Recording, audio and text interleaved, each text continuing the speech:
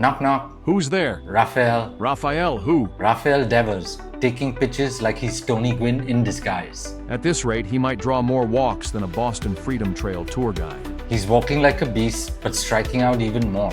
What do we make of Raffy's strange stat line? Let's find out. Hi everyone, welcome back. We're here with B, the world's smartest AI baseball analyst. Hi B. Hi Z, hi everyone. Hope you aren't too stressed about Crochet's shaky last start at Fenway. Nah, I'm not worried. He definitely didn't have his A game, that's for sure. But it's fine. If this is the worst Crochet we get, which is 5 innings and he still keeps us in the game, I'll take it. Yeah, even Pedro had a few bad outings. Like you said, if this is a struggling Crochet, I think our ace will be just fine. Yeah, I'm sure he will. But someone I'm really concerned about right now is Raffy. Because, well, he hasn't been the Raffy we've known all these years. He's having a very un-Raffy-like strange season. That's true. Raffy's start has been bizarre. It's like someone swapped out his swing for a Zen master's patience. He's walking more than ever, striking out a ton, but the slugging is disappointing so far. Well, let me recap. After that brutal record-setting 0 for 21 slump with 15 strikeouts to start the season, Raffy actually turned it around. And he was slashing 278, 375, 426 just 2 weeks ago. Since then, he's in the midst of a 4 for 44 slump, which means he's batting .091 with 1 home run and 5 RBIs in 13 games. Through all of this, and most surprisingly, he's suddenly decided to turn into a walk machine. He's leading the American League with 21 walks. So he's hitting below 200 right now and he's walking a ton.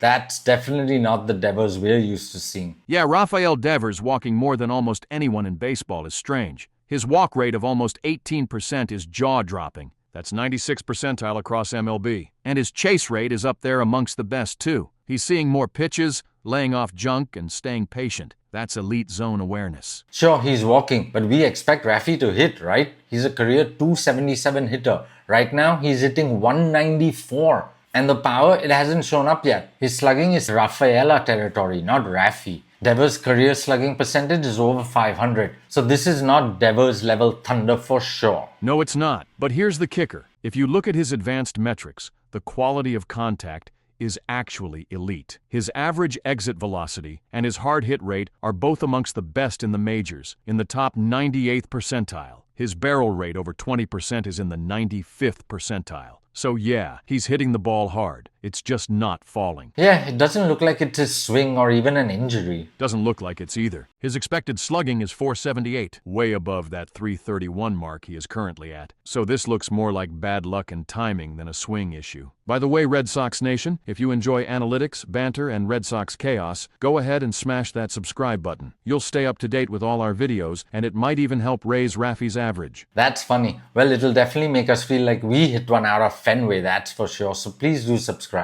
Alright, back to Raffy and his other big problem right now, which is strikeouts. He's leading the American League with 36 Ks in less than 100 at-bats. So it's walks and strikeouts with a loss of power. What do you make of that, B? I think it's something we should be concerned about. Yeah, that's definitely the red flag in all of this. Devers has always struck out a fair amount, but this year, the rate is up to almost 30%. It's not just a few extra whiffs, it's a pattern. His whiff rate is in the bottom 3% of MLB right now. That's miserable.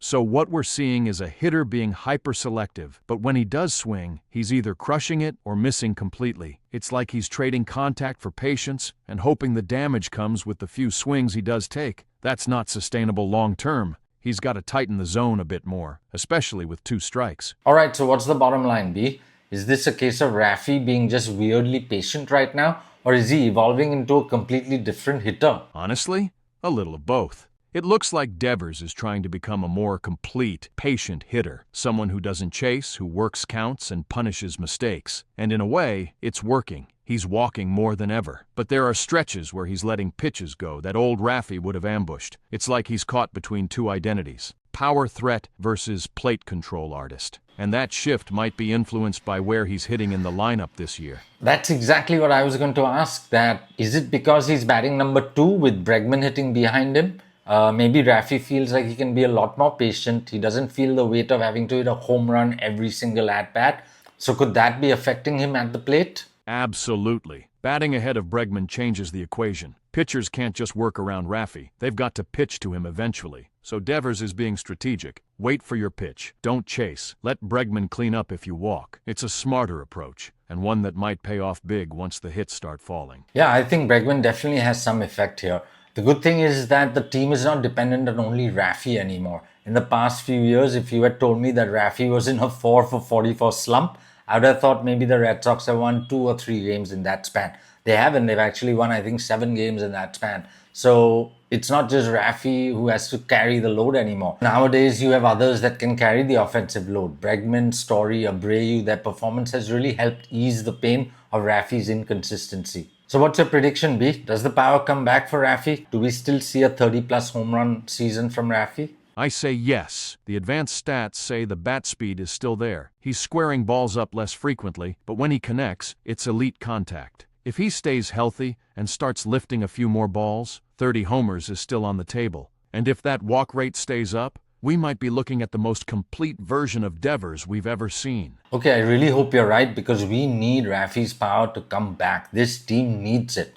If it does, our lineup becomes really terrifying. And honestly, we need him hitting bombs if we have any shot at out-homering the Yankees this season. You remember my bold prediction, right? Well, we've caught up a little bit. Bregman went yard and even Narvaez chipped in with his second home run of the year. So it's trending the right way. But if Raffy starts launching Raffy bombs again, then we're in business. Yeah, I'm still skeptical, but that gap isn't insurmountable, especially if Devers heats up. You get Raffy back to 30-homer form, Bregman continues raking at Fenway, and Story keeps swinging it like he has been. That prediction starts looking less crazy and a lot more dangerous for Yankee fans. All right, Red Sox fans, what do you think? Is Raffy about to explode, or has he just turned into a completely new, more patient hitter? Let us know, drop a comment, we'd love to hear from you.